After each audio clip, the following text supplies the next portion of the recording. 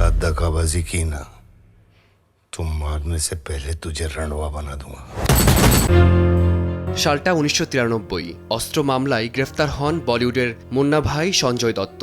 সেই মামলায় 5 বছর জেলে কাটাতে হয় অভিনেতাকে। জেল থেকে বেরোলেও সেই দিনগুলোর কথা কখনো ভুলতে পারেননি তিনি। নিরাপত্তাজনিত কারণে নির্জন কারাগারে রাখা হয়েছিল সঞ্জয়কে। তার প্রতিটি দিন শুরু হতো কান্না দিয়ে। 1 বছর শুধু ছোলার ডাল খেয়ে থেকেছেন। রাজগীরা নামক সেই ডাল গরু ছাগলও খায় না বলে দাবি অভিনেতার। শুধুমাত্র বেঁচে থাকার তাগিদেই পোকা মাকড়ে ভরা খাবার খেতেন তিনি।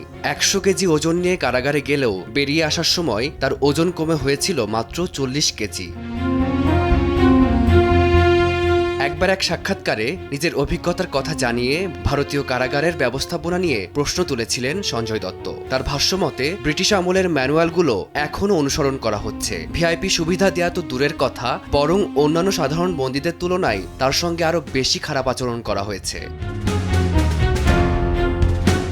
সঞ্জয় দত্তের জীবনের চিত্রনাট্য বরাবরই নাটকীয়তায় ভরপুর। সম্প্রতি ধুরন্ধর সিনেমায় পুলিশ সুপারের চরিত্রে নজর কাড়লেও বাস্তব জীবনে জেলবন্দির সেই অন্ধকার অধ্যায় আজও চরম যন্ত্রণার বলে মনে করেন অভিনেতা।